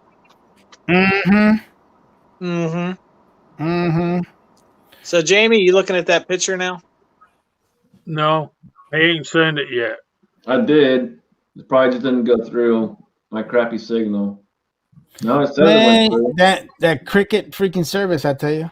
It says it went through. You should have it. Okay, hold on. Well, at this point, you gotta send a picture to me too. Oh hell! No, I'm just curious. This is why I don't give out my phone number, because I don't know what pictures are going to be on my phone when I open it. You might be careful with that. It's a picture of the deer that I was after this year on why I didn't shoot any deer this year. Sure. Let me guess. The deer was transgender. Oh, there you go, man. No. God, you going to hell. Oh, I know that. Me and Matt are gonna rule the hell together. Oh, nice. There you go. Yeah, it died during bow season. My neighbor found it. Oh, that's sad. It is. That was a 3-year-old buck with a 24-inch inside spread, 15 point. So did it had a bow? Is what you saying? No, it died sometime near after they shed the velvet, Oh, okay. and so they found it over there today. What's the sad. lifespan if a buck, If makes it lives in full, about 12 years. 12 years? Anywhere between 8 to 12 years. Well, damn, that's pretty good. That's about the same age as a dog. Speaking of dog, I found a coyote skull this weekend. Sweet. Yeah. I have nothing. I have no animosity towards coyotes. Oh, me either. I think, dude, I get legitimately angry when I see pictures on the internet of people that have just a truck bed load of coyote carcasses. Well, I guess they do it for the fur. I mean, I can't see myself shoot a coyote. I get legitimately angry when I see that. Out here with sheep and calves, with the cattle. Out here with cattle and sheep, you've got to shoot the coyotes, or they will kill every calf and sheep as they're born. Oh, I understand that, but if you live in the desert, what the hell's out there? There's nothing out there, unless there's like a ranch with cattle. Oh, there's cattle everywhere here. Yeah, but other than that, I mean, see, because I still think that there's a purpose for these animals. You know what I'm saying? Just like there was a purpose for wolves in Yellowstone as soon as they showed up. Yeah, but there's a reason why wolves are almost extinct, and freaking coyotes you can shoot pretty much all year round. Tell us. Coyotes are gypsies of the freaking wolf. They're like the Mexicans, Oh yeah. We multiply. I understand a certain amount of hunting for conservation. For instance, okay, so what? 3 of you guys here in Ohio, you guys know all about hunting deer for conservation. If it weren't for the very loose hunting laws in Ohio, deer would run the state. They'd be elected to office. Like it's bad enough that you already see deer in big cities, like just trotting down the freaking street. It's bad enough you named your freaking your college team after a freaking eye of a buck. Of a buckeye. Buckeye. It's a plant. Yeah, there's so many. Literally, if I'd probably see at least one dead deer a day, if not more. Oh, easy. There's an area that goes on the road everywhere. State Route 18 that goes around Tiffin, Ohio. Tiffin's a little small town. Probably nobody out there knows where Tiffin is, but I know where it's at. Okay, so you take 18 around Tiffin in October, it's like Murderer's Row. Like 18 is just stained with blood around the whole the whole area. But coyote. So part of me says we did it to ourselves, right? The javelina, wild hogs, coyote. That at one point in time. Just Tucson, for example. At one point in time, Tucson was a little like too stable horse town. Now it's the greater area of Tucson is 1 million people. Yeah. Well, all that wildlife has to go somewhere, and the bigger we get, the more we blame the wildlife for encroaching on our lives. So. In that sense, it's like, no, it's like we did this to them. They're not doing it to us. On the other side, we are also top of the food chain. And there's a certain amount of circle of life that goes into this, that to protect our animals, our cattle, our herd, things like that. It's no different than back when human beings were, had a stick and a sharpened rock. There was still one animal that wanted to kill their animal, and they had to fend them off back then. So I'm 50-50 on the whole thing. That doesn't change the fact that I still get fairly fucking angry when I see an F-150 8-foot bed filled to the brim with coyote carcasses.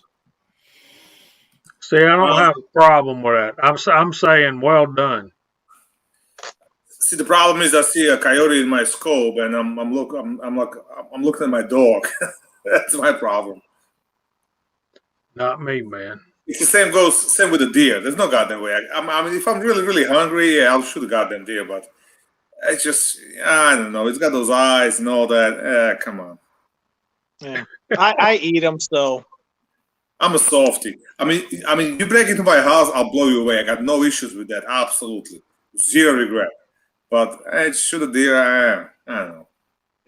90% of the time when Scotsman's down here at my house, what does he get?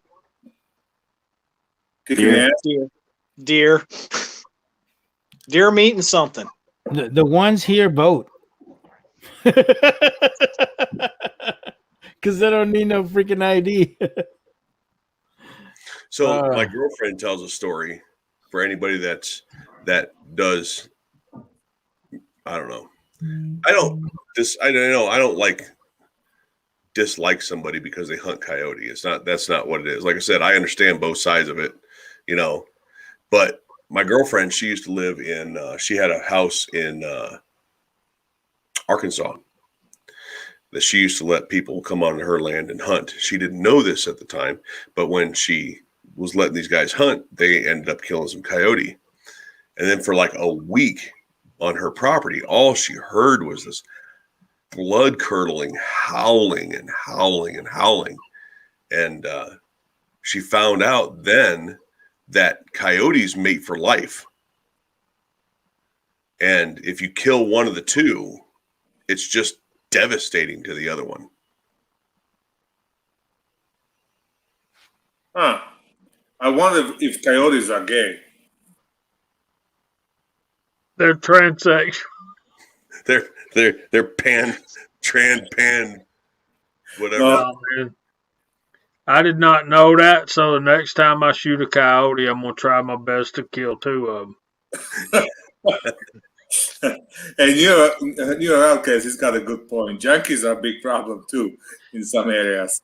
Yeah. See, the thing about coyotes on the place where I hunt is it's a chicken farm, and if coyotes start getting in the chicken houses, we got a problem, a big time problem. We don't have no place to hunt no more, so we've got orders to shoot coyotes on site. Like I said, I get it. I'm not trying to convince anybody to not hunt them. I'm not trying to tell a sad story. I know there's people out there that think that. I'm just stating it how it is. Like I said, I understand both sides of it. I don't hunt. I mean, not regularly. I don't hunt. I've never had a hunting license.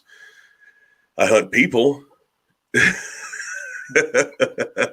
As this whole thing started with. Yeah, I understand both sides of it. Like you said, you have chickens and you got to protect your chickens, and humans being on the top of the food chain as long as we're on land. What the hell was that? That was my beagle. Oh, You think I'm dying, bro? Next. She heard a coyote in the woods. She's barking at it. Well, we have chickens, right? And chickens don't live so long. Yeah, I mean once they're not laying eggs, you gotta get rid of them. And we had a couple of them like kind of get sick or something over the winter. And so my wife's like, "Oh, you gotta kill it." And what the hell I'm gonna do with it? Just throw the goddamn thing in the woods. Coyotes will get it. She's like, "No, you have to kill it first." Like, what's the fucking difference? Throw the goddamn chicken in the woods. The coyotes will get it. Nope. I had to kill the goddamn thing first. Cause she hated the thought of the coyote like ripping the chicken apart while she's alive. I'm like, So what you do? You choke the chicken? I took the goddamn axe and freaking chop the head off and throw it in the woods. All right, before this goes off the freaking rails again, we're gonna start going through the room because I do gotta go to work tonight. So we'll start with Paul the Curious. Go ahead, brother. Well, thank you for having me. A nice Sunday evening. I hope you boys and girls learned about transgender and all the other bullshit we talked about so far, and our crisis at the southern border. So we went pretty far north and pretty far south, and hopefully it was entertaining. And again, if you guys haven't checked out Paul's new channel, there's a link in the description. Make sure you go check that out. Subscribe and help him out. Watch some videos. Jamie, what you got? I think I'm going to be trying to work on some videos. I have failed at my New Year's resolution so far to get out 2 videos a month. But I agree with Walter. The groundhogs are a problem too. They break horses and cows' legs, and you have to put them down right then. So, yeah, it's RTT's right, man. We gotta take care of the domain. Y'all check us out on Friday nights over at the Georgia Shooting Connection. Friday nights at 8, we talk about reloading and topics of the day. We generally don't talk about politics or stuff we've been talking about tonight, but never can tell what's going to come up. But Scotsman, thanks for the link. Thanks for having me, guys. I enjoy spending time with y'all, and thanks to the side chat for being here this evening. Awesome. Well, it's good to have you. Matt, what you got? Yeah, I had somebody at my door. They were knocking. Their dog got in our yard. They wanted to know if they could get in the backyard to go get their dog. Yeah, go ahead. Thanks for having me. It was fun. Anybody out there that was here for the first hour and 20 minutes of it, it was not my intention to take over the chat with border talk, but I had a lot of fun talking about it. Thank you for being so interested in it, Mario, and to keep that conversation going. I naturally think it's an important conversation to have, especially routinely have, that most people don't get to hear about it. I'm busy. I got a lot of stuff going on. The giveaway is happening. Go check out the giveaway video. I'm adding a couple things to it this week. I did the body armor review and shooting over the weekend, so that's coming out very soon, probably Tuesday or Thursday. And a lot of irons in the fire. But, yep, keep on going. Good deal. And it's good to talk about the border, especially with the way things are going right now. We need to get that out there and let people know what's happening and make sure that we're all doing our due duty to keep this country safe and keep our people safe. Daniel, what you got?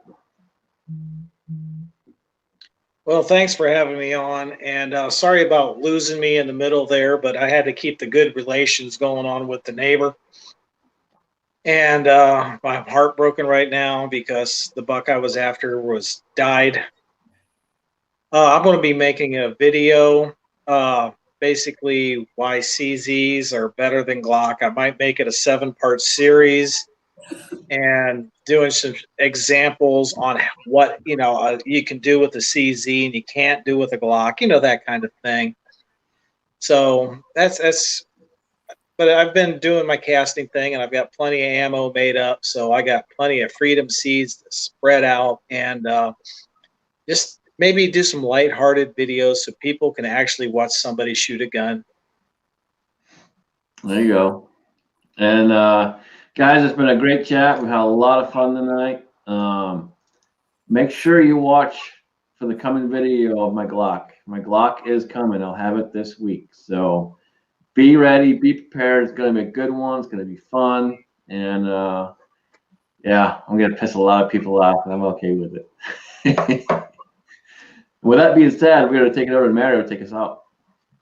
Well, it was a very eventful weekend and great chat, guys. I really appreciate it. I really felt that we needed to have this chat when we talk about the border. And by the way, if anybody has any complaints, it's baldandcurious@gmail.com. Yes, you can send it to him there.